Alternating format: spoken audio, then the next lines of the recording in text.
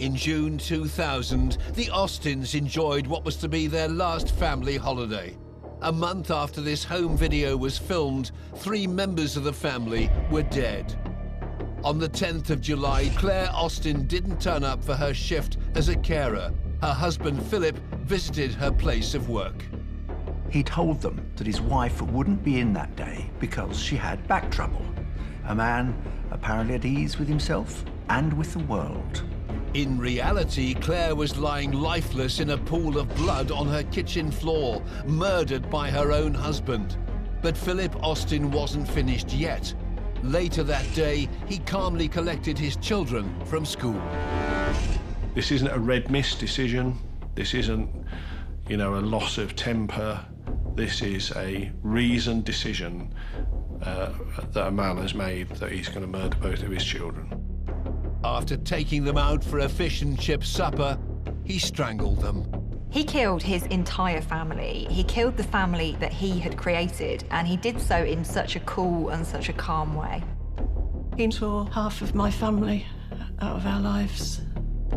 Phillip Austin had committed the unthinkable and undoubtedly become one of the world's most evil killers.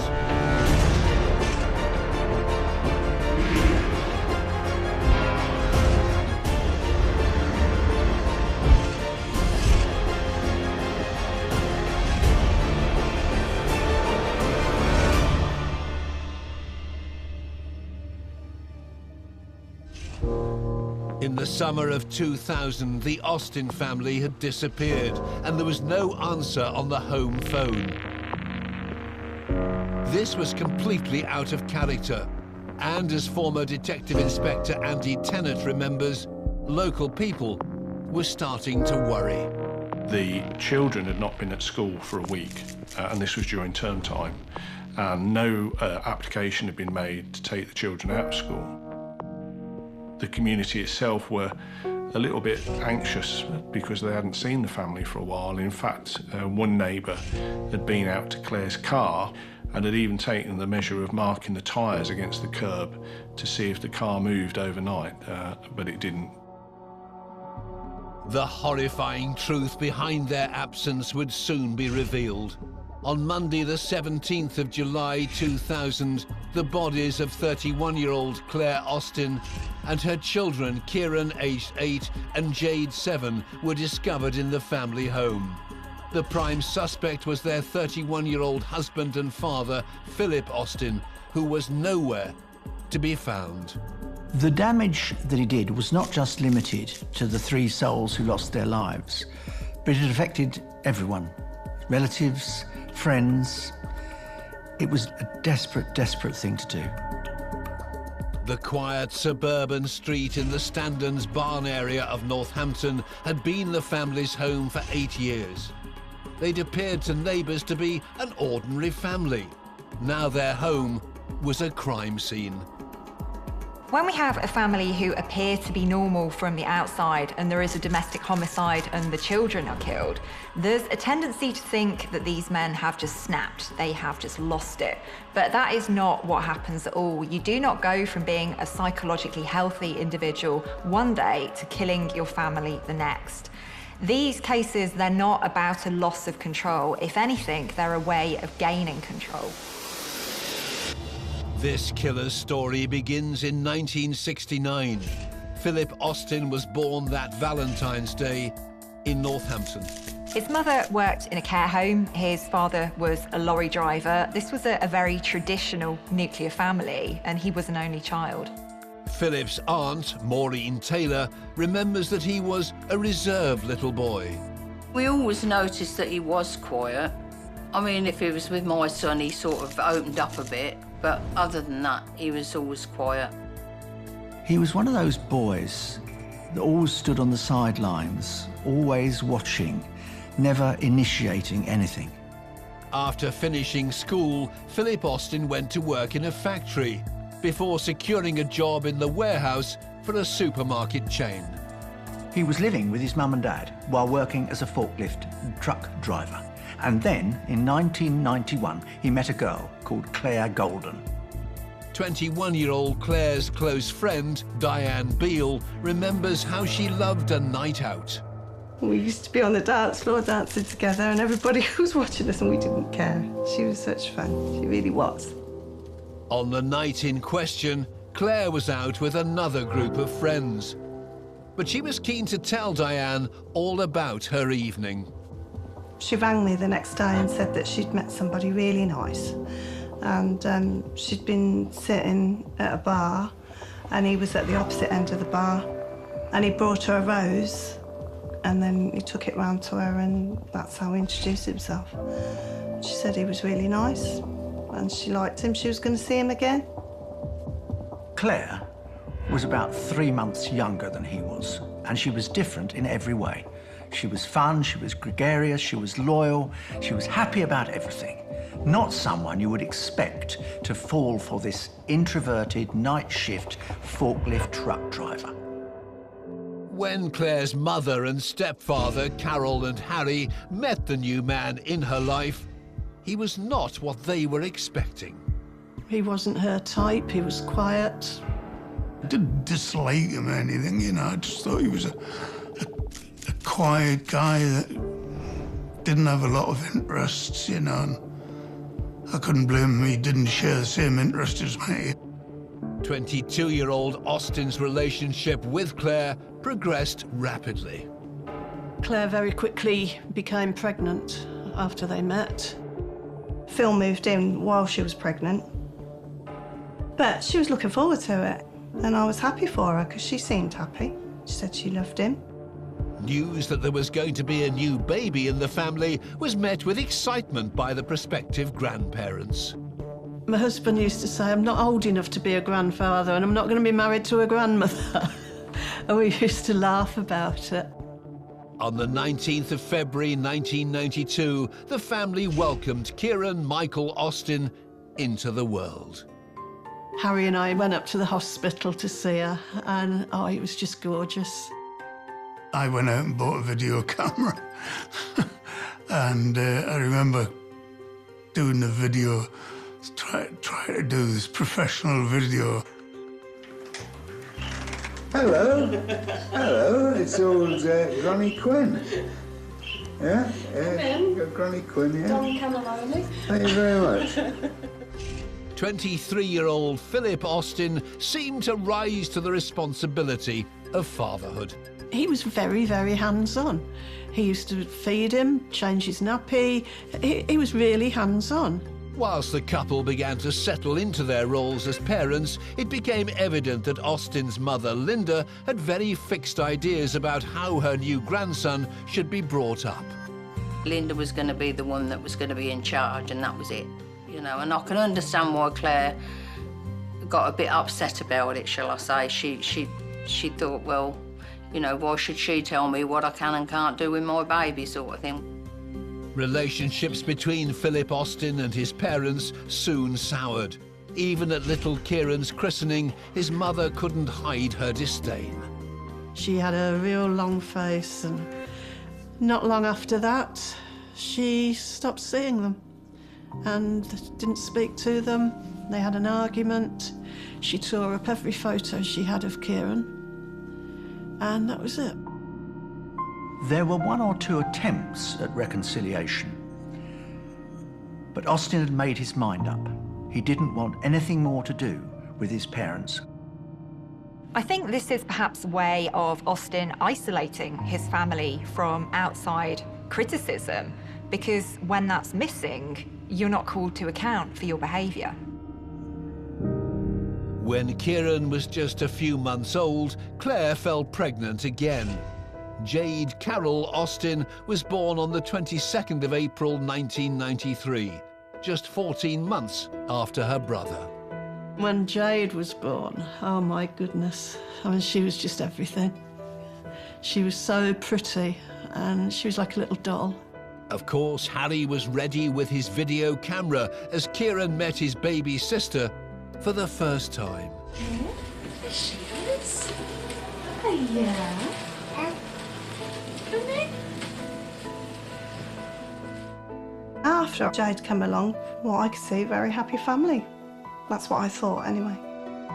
And to make their new family even more complete, just 3 months after Jade's arrival, on the 17th of July, Claire and Phillip Austin were married. It was a lovely little wedding, only a small one. I did all the video work again.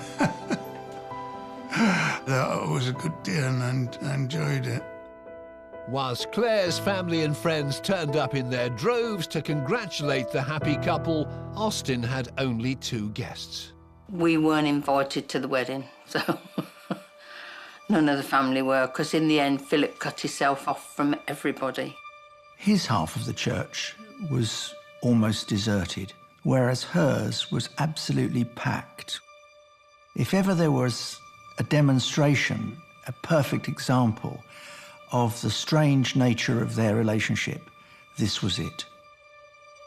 The picture showed the perfect family, but this would soon change. In just over 2 years, 24-year-old Phillip Austin had gone from living at home with his parents to being a husband and father to 2 children. It's the most dramatic change that he's ever encountered in his life. As the honeymoon period came to an end, the young family settled in to their new life together. At the outset, when Kieren was born, Austin did his best to be the perfect partner, the perfect dad. But as time wore on, he found that more and more difficult to sustain. And by the time Jade arrived, his sense of isolation was beginning to grow. Having a toddler and a newborn was all-consuming, and the doting grandparents began to have some concerns about the way Austin was with his young son. He was too rough with him. You know, you would have him lying and he'd be patting him on the chest and stuff. Too hard, though. There was too much roughness in it for me. And often Kieren would end up crying, you know. Even when he was playing with Kieren, when you look at some of the family videos, even in play, he could be quite heavy-handed and you know, raise a few eyebrows. The family began to see other things in Austin's behaviour that concerned them. After a time, he started doing strange things, like he bought a set of golf clubs, but he didn't play golf. And he bought some weights for weight training, but he never used them. He bought himself a pair of trainers over £100. 20 years more ago, that was a lot of money. By contrast, Claire was a saver, always squirreling away money so that they could afford something nice. It caused arguments between the couple. If she did find out, that would be it. He'd grab his bag and off he'd go with a few bits and pieces, and she wouldn't see or hear from him for 3 or 4 days. She'd often ring the police and say he's gone missing, and they'd find him and bring him back. That's how he got the nickname Gulliver, because he used to go off on his travels. So she'd ring me and say, oh, Gulliver's gone off again. He'd come back knowing that she would have him back because she didn't want her children to grow up in a single-parent family home. As the years went on, Claire learned to deal with Austin's occasional absences. Kieren and Jade grew to be great friends as well as siblings. Kieren was her protector. I mean, they'd fight over different things, like all brothers and sisters do, but no, he loved her. He really did. Kieren, he was a grandkid, but questions. Oh, dear me. He'd ask you a question, and you'd try and answer it, and you were giving him an answer, but halfway through the answer, he had another one. And that's just the way he was. He was a vast curiosity about everything. Jade, she was very quiet, quite shy. She had a most amazing smile that lit up her face, and she used to blush and go red a lot when he spoke to her, and she had a little giggle. When the children started going to school, Claire found she had time to focus on other things. Claire got a job, She was able to buy her own car. She had her own income, so she wasn't reliant on Philip all the time for money. She had her own social life. All of those sorts of things. I think, in some respects, that started to threaten Austin. Family was the one area of his life that he could dominate, and that's where his efforts were focused. So the family became like a pressure cooker. It absorbed a lot of stress and a lot of strain. And when you have an individual like Austin, that family can be placed in quite a risky situation. Austin wanted to be the controlling force in that family, and I don't mean that in a particularly aggressive or nasty way, but he wanted to be the alpha male in that family. And I think he preferred it when Claire was dependent upon him. The veneer of the perfect family unit was beginning to wear thin. Fatherhood was not his natural position. He wasn't paternal. He tried it out, so to speak, but knew it didn't suit him. And he found it very, very difficult to sustain. Very often in these situations, it's the children that reveal things. They let things slip, and that kind of sparks suspicion in other family members who go, hang on a minute, things aren't quite right here. The children began to open up to their grandparents about some worrying incidents with their father. At one time, with both of them, we found out that he'd been doing something horrible where he'd put his hands around the throat. And Jade had told me, and she said, we don't like it when Daddy does that, do we, Kieren? I was horrified, you know, because that's something you just don't do you? You know, you're just not even in fun. And the way the children described it, it was not a joke when he did it. This is a really significant warning sign for me, because this behaviour is very common in domestic abuse situations. It's a way of a perpetrator showing a victim, I could kill you if I wanted to. When Claire found out what had been happening, she was extremely upset, especially as she'd witnessed something herself which had given her cause for concern. She said that one day he hit Kieren really hard enough to make him fall in front of Claire. And Claire said to him, if you ever do that again, we're finished. Don't ever touch him like that again, because we won't be together anymore. I met her in Northampton and I took her to a solicitor. And I said, Claire, you've got to get rid of him and start again. I said, you can't live like this. I said, you know that Harry and I will look after you. I said to her, you know, if you want to come live here with the kids. But he obviously talked around. And she was here for a few days, but then she went back to him. Claire was very clear that this roughness with Kieren had to stop. Phillip Austin agreed to go to counselling sessions for help. But that didn't last long. This was something that he didn't stick to, because I honestly think that he didn't believe he was doing anything wrong. He literally did this to take the pressure off and to make it look like he was changing his behaviour. Nevertheless, the experience seemed to have had a positive effect on Austin.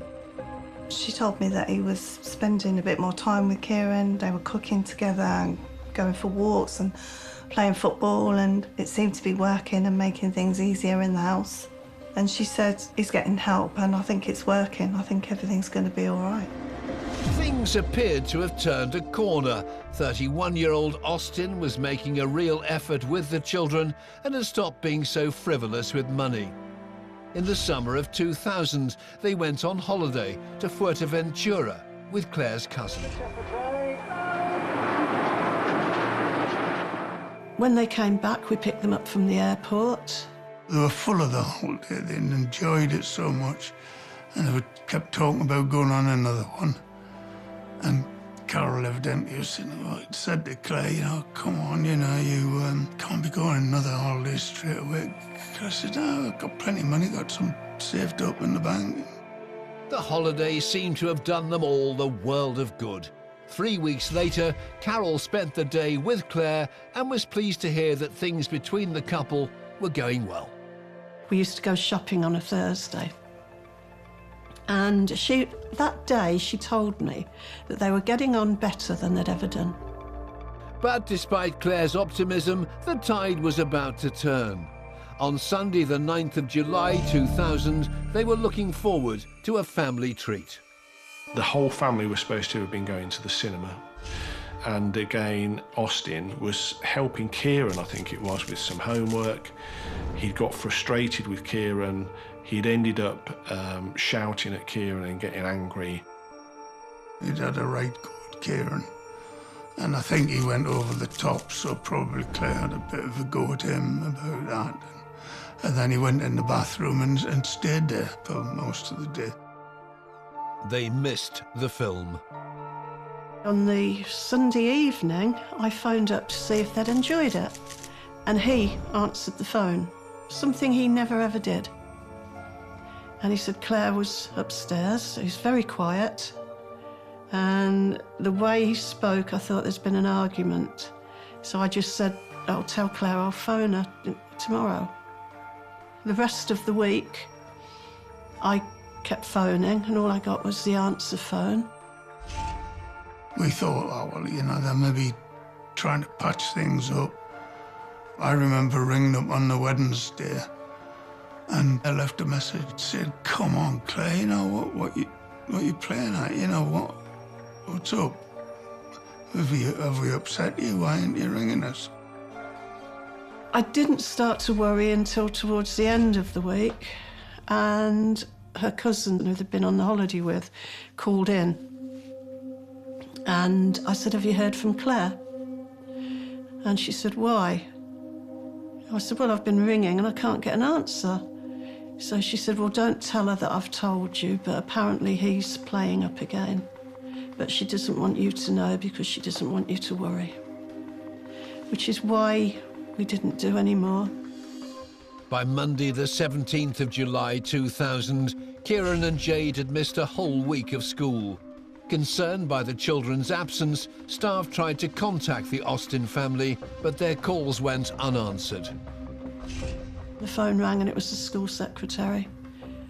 I don't know whether it's mother's intuition, but alarm bells rang, and I just knew it was going to be something bad. I suppose I kept trying to say, they've gone away.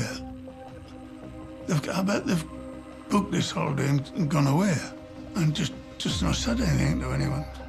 And my heart was down here, and I didn't know why. Carol and Harry went straight round to the family's home. When they arrived, there was no sign of anybody. Carol started talking to a neighbour, whilst Harry let himself inside using the spare key. For a brief second, his spirits lifted.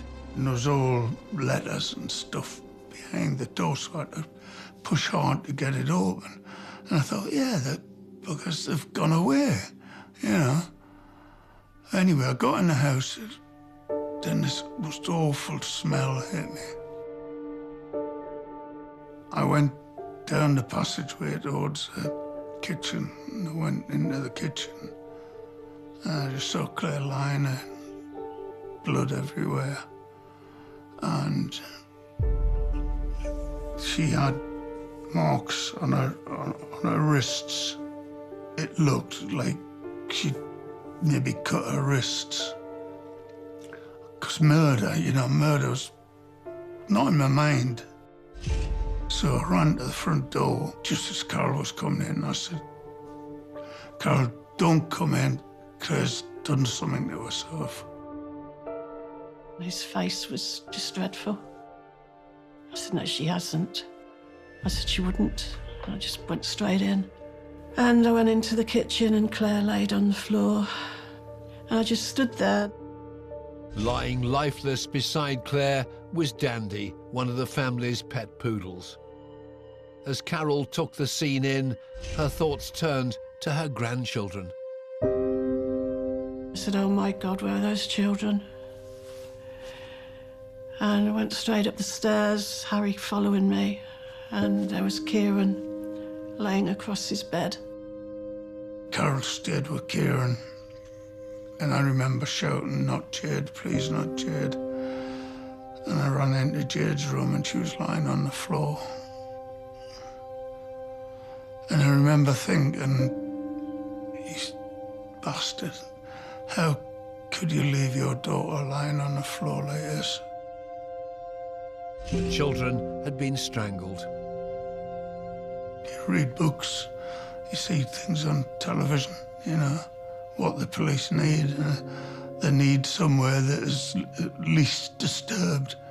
So we didn't touch the body. I mean, I wanted to pick up my granddaughter and put her on the bed. I wanted to do that more than anything, but I knew that wasn't the right thing to do. Carol and Harry's world had been shattered. They felt certain that the only person who could possibly be responsible was Austin. I know. I know. He wasn't there. Where was he?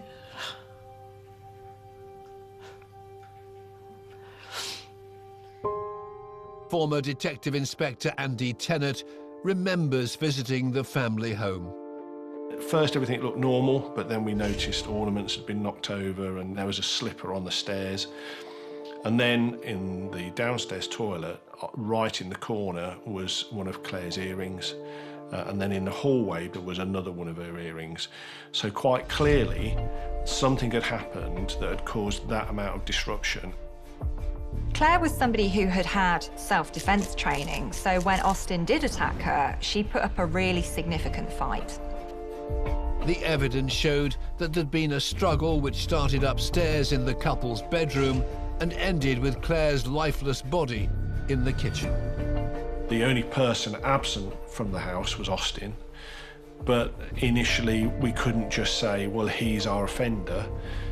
He could have been kidnapped. It could have been some sort of revenge killing. He could have been out the country. We just didn't know. As the police forensics team began a lengthy examination of the house, Carol and Harry had to break the devastating news to family and friends. Later that night, Diane was woken by the phone ringing. It was Carol, and I said, "Why are you ringing this time of night?" And she said, "I have something horrible to tell you, but I need to tell you now because I don't want you to wake up in the morning and see the news on the telly." So I said, "I don't understand. What are you talking about?" So she said, "Phil's killed them all." And I said, "What do you mean?" She said, "They're gone." The next day, the police continued their investigation. There was no other sign at the scene of any ancillary crime, if you like. You know, there was no evidence of drugs, there was no evidence of a break-in, as an example. So with that, as your other evidence begins to build up, then you begin to focus on the only person missing from the house, that being Austin. Once the forensics examination of the scene had been completed, the search team was sent in. That was when we found the other dog that had been killed and sort of hidden away next to a tumble dryer. And then in the bedroom, we found a pile of men's clothing. Amongst that was a pair of beige cargo pants, and when those were unfolded onto some paper, quite clearly we could see blood spattering. The forensic evidence on the cargo pants suggested that the killer had been wearing them when Claire was attacked. Having discovered that Austin's car was missing, the police put out an appeal for any sightings and received a call from a member of the public. The car had been parked outside her house for about a week, so we had it lifted and taken to a forensic garage where it was again examined right the way through for any evidence that might be connected to the crime scene. In the back of the car, investigators found the remains of a McDonald's breakfast, a car magazine with several cars circled, and a carrier bag containing a rubber mallet. The sort of thing you'd use perhaps for tapping in tent pegs and the like, that had got a significant bend halfway down, and the head certainly appeared that it had blood on it. and this became apparent that this may well be a weapon that had been used in the attack on Claire. It didn't take the police long to discover that Austin had purchased one of the cars he'd circled as a getaway vehicle. The evidence was mounting, and it all pointed in one direction. Austin becomes most definitely our suspect. We're not treating him as a potential witness or another victim anymore. We definitely think he is our man. From witness statements and the evidence they discovered, investigators determined that the murders had taken place on the 10th of July, a week before the bodies were found. This meant that Phillip Austin had now been on the run for more than 7 days. This is a man who has just killed his family. So it's very important that the police track him down, because only he knows what he's going to do next. It's vital that this person is apprehended. Investigators piecing together the evidence had managed to work out some of Austin's movements on that fateful day. Early on Monday the 10th of July, he'd finished his night shift at the warehouse, returned home, and had then taken the children to school. Now, normally, he'd have driven home, talked to Claire, gone to bed. Not this morning. He books an appointment at a massage parlour in Northampton. He goes to that appointment and he ends up having full sex with the lady that's providing the massage for him. He then starts to head home. He goes into a local DIY store near where they live and purchases a rubber mallet. He buys this mallet because it's something he's planning to use in the murders, and I think this emphasises how premeditated domestic homicides are. These men don't just snap or lose control, they plan them over a long period of time. From the evidence they discovered, the police pieced together the moments that led up to Claire's death. Austin had returned home armed with a mallet. He found Claire upstairs. A fight starts in the bedroom and it continues down the stairs. Claire goes to the front door and opens it. Austin comes up and slams it so that no one can help her. He is trying to strangle her, but Claire actually gets away from him. She overpowers him and pushes him off and runs back through the house, but she ends up on the floor in the kitchen. And Austin's on her straight away, and then begins a sustained, violent attack. Austin continued to strangle Claire and beat her with the mallet before stabbing her with such force that the knife broke. He then goes back to the kitchen drawer, takes another knife, continues to stab her with that, and then retrieves a bra from the wash basket that's in the kitchen, and again throttles her with that. Any one of those assaults would have been enough to kill her. After he's killed his wife, self-preservation kicks in. So he changes his clothes, he goes to his wife's workplace, and he tells her colleagues she's not going to be in for a while because she's injured her back. Now, the very fact that he's able to go through with this rather convincing performance does show me how little remorse he has. 31-year-old Phillip Austin had subjected his wife, the mother of his children, to a lengthy and brutal attack.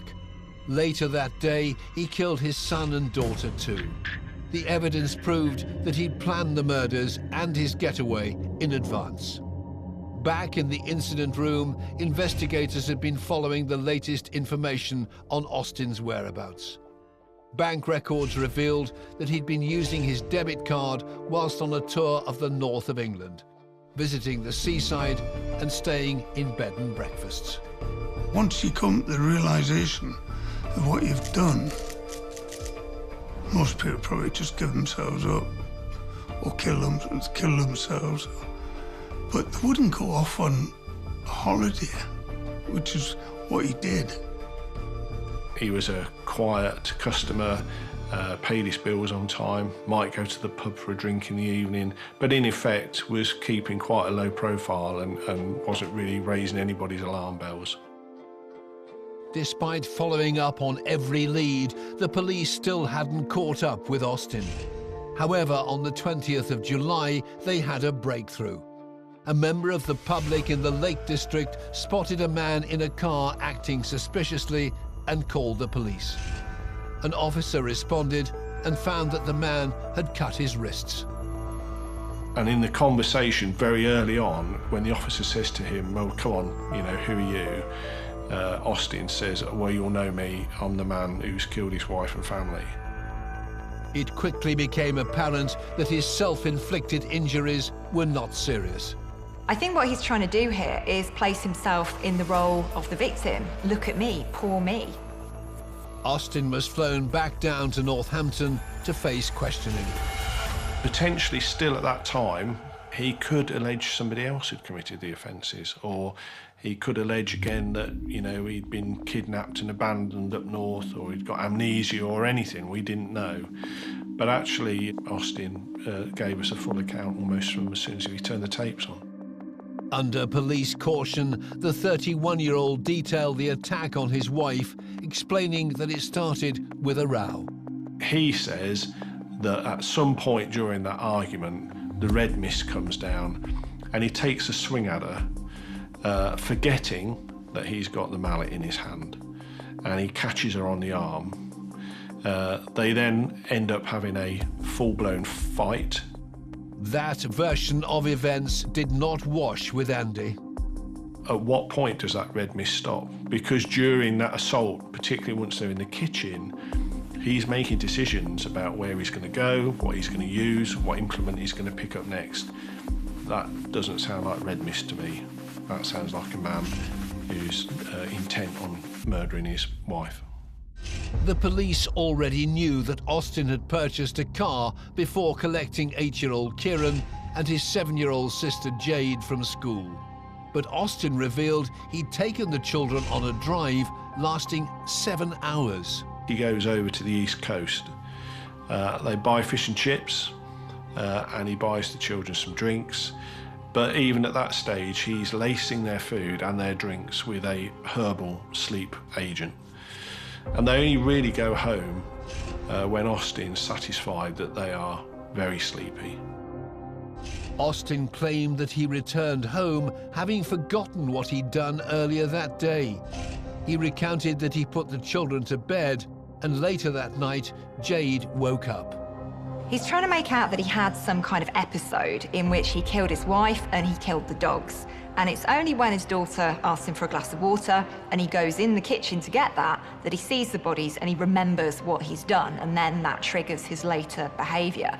And I think this is an absolute load of nonsense. Austin remembers exactly what he's done because he's following through a very carefully constructed plan. He says, at that point, the only way forward he could see was to kill the children. This isn't a red mist decision. This isn't, you know, a loss of temper. This is a reasoned decision that a man has made that he's going to murder both of his children. Whilst he was retelling these horrific crimes against his own family, Phillip Austin showed no sign of emotion or remorse. At the end of the interview, I recall that the officers were saying they'd asked him how he felt about what he'd done. And after a moment's thought, Austin said, well, I'm not proud. And that was the sort of most we ever got out of him in terms of how he felt. Once in prison, Phillip Austin contacted his aunt and uncle for the first time in more than 8 years. He was allowed to phone somebody up, and the only person he phoned was Roger, my husband. Didn't phone his mum and dad, wouldn't have nothing to do with them. We went to see him and asked him, you know, what the hell are you doing, you know, do you realise? And all he was worried about was things in the house that belonged to him. And Roger slammed his fist on the table that we're sitting at, and he said, you've got more to worry about than the things in the house.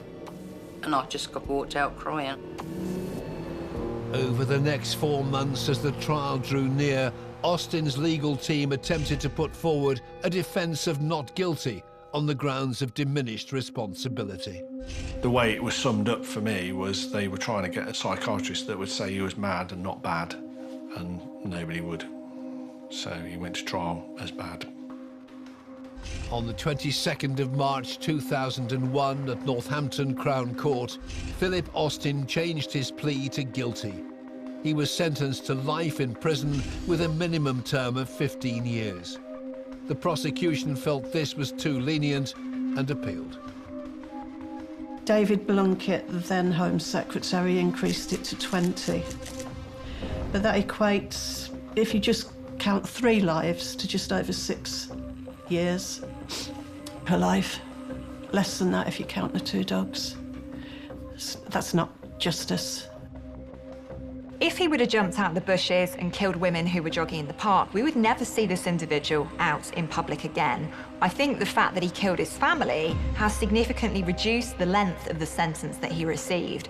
Now, for me, for the same behaviour to be given a different level of severity depending on who the victims are is absolutely ludicrous. Austin was behind bars, but the impact of his actions had a devastating effect on Claire, Kieren, and Jade's family and friends. Facing the reality of it, and the reality of what your future's going to be like, or not like. Because you thought your future was going to be this wonderful future with kids involved and all down the years, you know, and the children they would have, and suddenly it's gone, snuffed out like putting a candle out. In the years since the murders, Carol and Harry have had help from a counsellor. She was absolutely wonderful. Really, really wonderful. Taught us how to cope with things, how to deal with it. Like, if you start to have really bad thoughts, replace them with a happy one. And I always replace it with seeing Jade and Kieren standing at the window waiting to go out with us for a day, and they'd be jumping up and down and running out to the door and running up the path to us. There is the possibility in the near future that Phillip Austin may be set free. Those that knew Claire and the children hope they will never see that day. He's never said sorry, he's never said why. He doesn't seem to have any remorse of any kind. He's a very, very dangerous man. I think the level of violence that he used against Claire was completely unwarranted and unnecessary. And he had plenty of opportunity not to kill the children. Does that make him evil? Yes. He's a monster. To be able to do what he'd done and still live with himself calmly. He went on a tour after slaughtering his family. You must have an empty soul and no soul at all to be able to do that. We may never know the real motivations behind Austin's actions. What is certain is that his claims of a red mist moment cannot possibly be true. His crimes were carefully planned. He purchased a mallet for the sole purpose of murdering his wife before calmly collecting his children from school, drugging and strangling them, making Phillip Austin one of the world's most evil killers.